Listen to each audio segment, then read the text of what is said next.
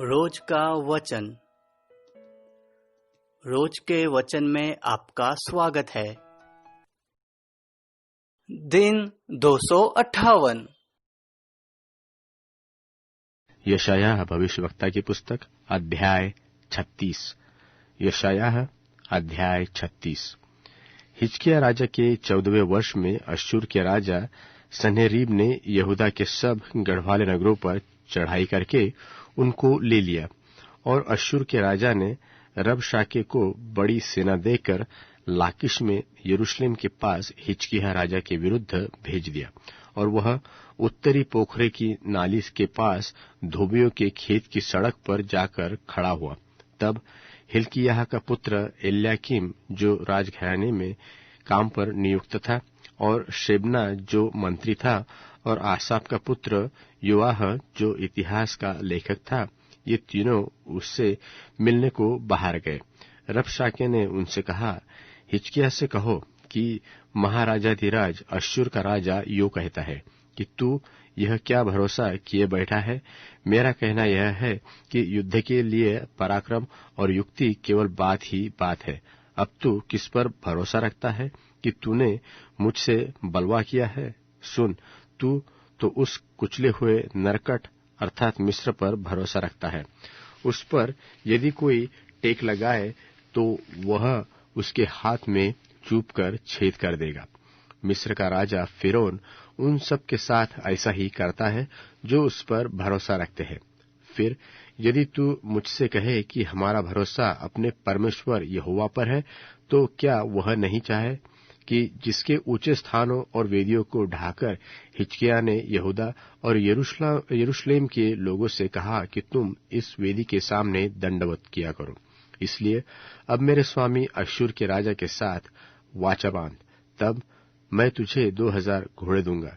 क्या तू उन पर सवार चढ़ा सकेगा कि नहीं?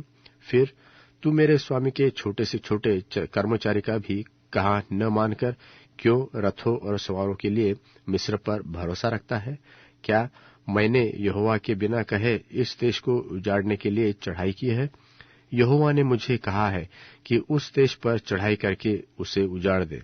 तब एल्याकीम और शेबना और योआह ने रबशाके से कहा, अपने दासों से अरामी भाषा में बातें कर, क्योंकि हम उसे समझते हैं। हमसे यहूदी भाषा में शहर पनाह पर बैठे हुए लोगों के सुनते बातें न कर। रबशाके ने कहा, क्या मेरे स्वामी ने मुझे तेरे स्वामी ही के व तेरे ही पास ये बातें कहने को भेजा है? क्या उसने मुझे उन लोगों के पास नहीं भेजा जो शहर पनाह पर बैठे हैं, इसलिए कि तुम्हारे संग उनको भी अपनी विष्ठा खाना और अपना मूत्र पीना पड़े? तब रबशाके ने खड़ा होकर यहूदी भाषा में ऊंचे शब्द से कहा, महाराजाधिराज अश्शूर के राजा की बातें सुनो। राजा यो कहता है कि हिजकिय्याह तुमको धोखा न दे, क्योंकि वह तुम्हें बचा न सकेगा, और ऐसा न हो कि हिजकिय्याह तुमसे यह कहकर भी भुलवा दे कि यहोवा निश्चय हमको बचाएगा, और यह नगर अश्शूर के राजा के वश में न पड़ेगा। हिजकिय्याह की बात मत सुनो। अश्शूर का राजा कहता है कि भेंट भेजकर मुझे प्रसन्न करो और मेरे पास निकल आओ, तब तुम अपनी अपनी दाखलता और अंजीर के वृक्ष के फल खा पाओगे और अपने अपने कुंड का पानी पिया करोगे। फिर मैं आकर तुमको ऐसे देश में ले जाऊंगा जो तुम्हारे देश के समान अनाज और नए दाख मधु का देश, रोटी और दाख बारियों का देश है। ऐसा न हो कि हिजकिय्याह यह कहकर तुमको बहकाए कि यहोवा हमको बचाएगा। क्या और जातियों के देवताओं ने अपने अपने देश को अश्शूर के राजा के हाथ से बचाया है? हमात और अर्पात के देवता कहाँ रहे? सपर्वैम के देवता कहाँ रहे? क्या उन्होंने शोम्रोन को मेरे हाथ से बचाया? देश देश के सब देवताओं में से ऐसा कौन है जिसने अपने देश को मेरे हाथ से बचाया हो? फिर क्या यहोवा यरूशलेम को मेरे हाथ से बचाएगा? परंतु वे चुप रहे और उसके उत्तर में एक भी बात न कही, क्योंकि राजा की ऐसी आज्ञा थी कि उसको उत्तर न देना। तब हिल्किय्याह का पुत्र एल्याकीम जो राजघराने के काम पर नियुक्त था, और शेबना जो मंत्री था, और आसाफ का पुत्र योआह जो इतिहास का लेखक था, इन्होंने हिजकिय्याह के पास वस्त्र फाड़े हुए जाकर रबशाके की बातें कह सुनाई।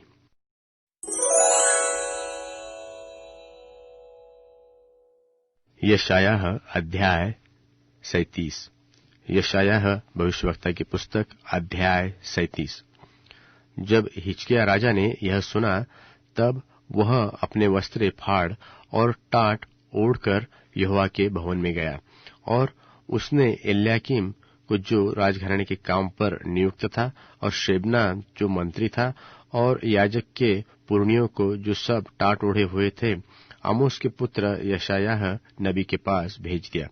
उन्होंने उससे कहा, हिजकिय्याह यूं कहता है कि आज का दिन संकट और उल्हने और निंदा का दिन है। बच्चे जन्मते पर हुए, पर जच्चा को जगने का बल न रहा। संभव है कि तेरा परमेश्वर यहोवा रबशाके की बातें सुने, जिसे उसके स्वामी अश्शूर के राजा ने जीवते परमेश्वर की निंदा करने को भेजा है। और जो बातें तेरे परमेश्वर यहोवा ने सुनी है, उन्हें दपटे सो तू इन बच्चे हुओं के लिए जो रह गया है प्रार्थना कर। सो हिजकिय्याह राजा के कर्मचारी यशायाह के पास आए। तब यशायाह ने उनसे कहा, अपने स्वामी से कहो कि यहोवा यो कहता है कि जो वचन तूने सुने हैं, जिनके द्वारा अश्शूर के राजा के जजों ने मेरी निंदा की है, उनके कारण मत डर। सुन, मैं उसके मन में प्रेरणा करूंगा कि वह कुछ समाचार सुनकर अपने देश को लौट जाए, और मैं उसको उसी के देश में तलवार से मरवा डालूंगा।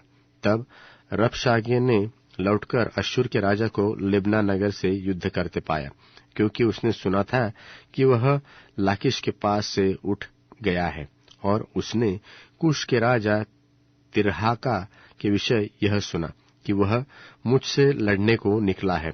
तब उसने हिजकिय्याह के पास दूतों को यह कहकर भेजा कि तुम यहूदा के राजा हिजकिय्याह से यो कहना कि तेरा परमेश्वर जिस पर तू भरोसा करता है, यह कहकर तुझे धोखा न देने पाए कि यरूशलेम अश्शूर के राजा के वश में न पड़ेगा। देख, तूने तो सुना है कि अश्शूर के राजाओं ने सब देशों के साथ कैसा व्यवहार किया है, कि उन्हें सत्यानाशी किया है। फिर क्या तू बच जाएगा? गोजान और हारान और रेसेप और तलस्सार में रहने वाले एदेनी जिन जातियों को मेरे पुरखाओं ने नाश किया, क्या उनमें से किसी जाति के देवताओं ने उसको बचा लिया? हमात का राजा और अर्पाद के राजा और सपर्वैम नगर का राजा और हेना और इव्वा के राजा, ये सब कहाँ गए? इस पत्री को हिजकिय्याह के ने दूतों के हाथ से लेकर पढ़ा। तब यहोवा के भवन में जाकर पत्री को यहोवा के सामने फैला दिया, और यहोवा से यह प्रार्थना की कि हे सेनाओं के यहोवा, हे करूबों पर विराजमान इस्राएल के परमेश्वर, पृथ्वी के सब राज्यों के ऊपर केवल तू ही परमेश्वर है।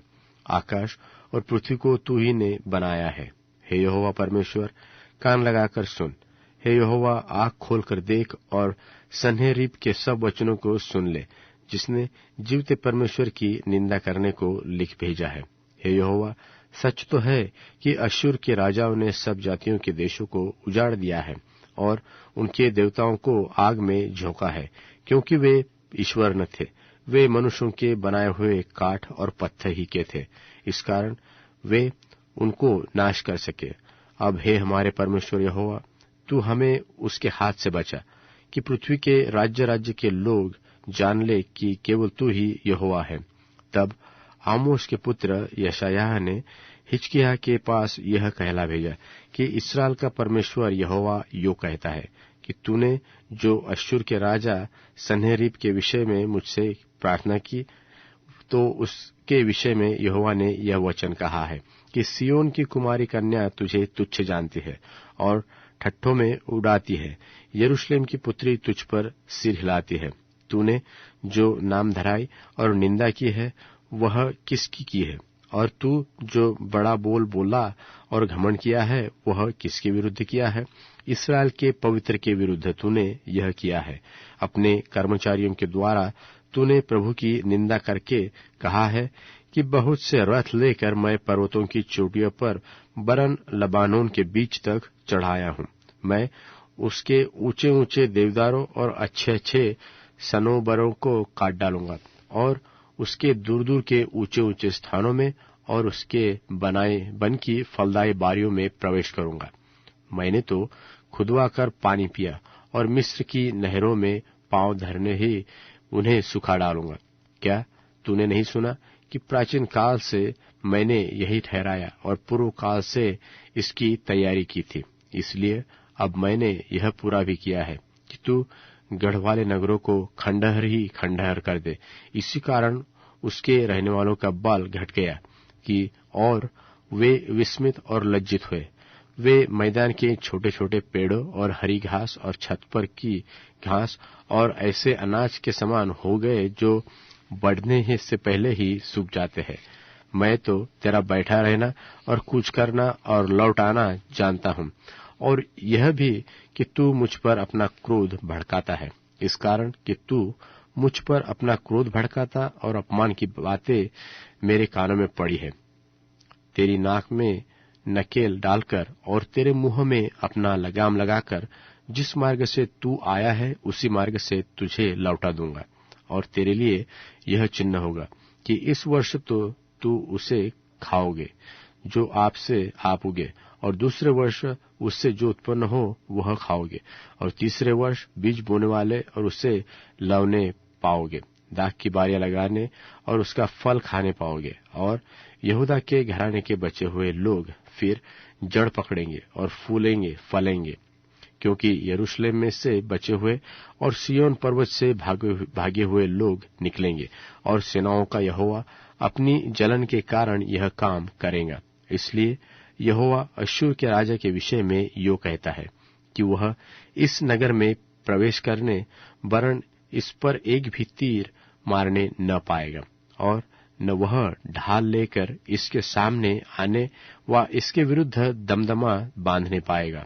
जिस मार्ग से वह आया है उसी से वह लौट भी जाएगा और इस नगर में प्रवेश न करने पाएगा। यहोवा की यही वाणी है, और मैं अपने निमित्त और अपने दास दाऊद के निमित्त इस नगर की रक्षा भी करके उसे बचाऊंगा। तब यहोवा के दूत ने निकलकर अश्शूरियों की छावनी में 1,25,000 पुरुषों को मारा, और भोर को जब लोग सवेरे उठे तब क्या देखा कि लोथ ही लोथ पड़ी है। तब अश्शूर का राजा सन्हेरीब चला गया और लौटकर निनवे में रहने लगा। वहां वह अपने देवता निक्त्रोस के मंदिर में दंडवत कर रहा था कि इतने में उसके पुत्र अद्रमेलेक और सरेसेर ने उसको तलवार से मारा और अरारा देश में भाग गए, और उसी का पुत्र एस हरदोन उसके स्थान पर राज्य करने लगा।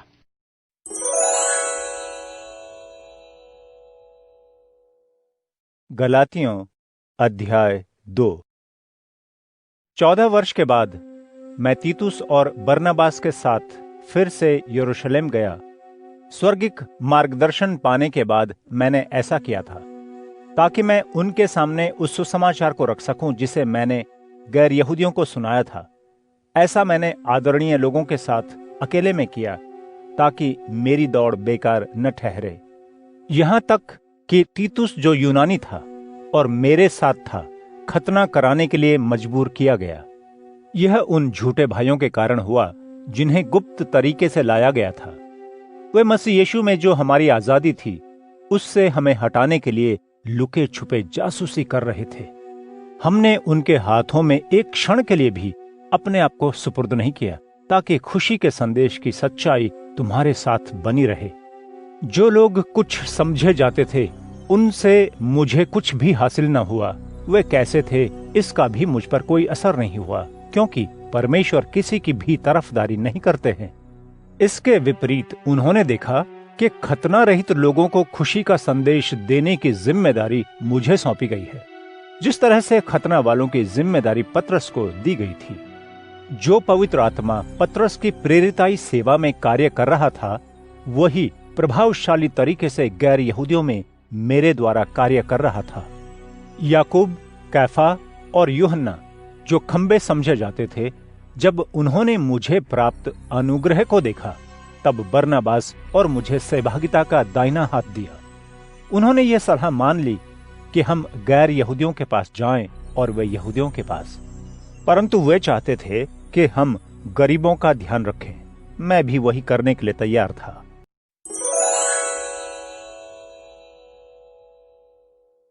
कुछ जलयानों में समुद्र पर गए थे।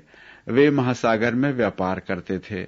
उन्होंने प्रभु के कार्यों को, गहरे सागर में किए गए उसके आश्चर्यपूर्ण कर्मों को देखा। प्रभु ने आज्ञा दी और तूफान आ गया, जिसने लहरों को उठा दिया।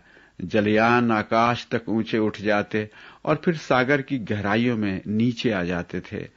संकट के कारण उनके प्राण पलायन करने लगे थे। वे लुढ़कते थे, शराबी के समान लड़खड़ाते थे और उनकी बुद्धि नष्ट हो चुकी थी। तब उन्होंने अपने संकट में प्रभु की दुहाई दी और प्रभु ने विपत्ति से उन्हें बचाया। प्रभु ने तूफान को शांत किया और सागर की लहरें स्थिर हो गईं। तब वे आनंदित हुए, क्योंकि उन्हें शांति मिली। प्रभु ने उन्हें उनके बंदर स्थान तक पहुंचा दिया, जहां वे जाना चाहते थे। प्रभु की करुणा के लिए, मानव जाति के प्रति किए गए उसके आश्चर्यपूर्ण कर्मों के लिए वे उसकी सराहना करें। वे लोगों की मंडली में उसकी अत्यधिक प्रशंसा करें।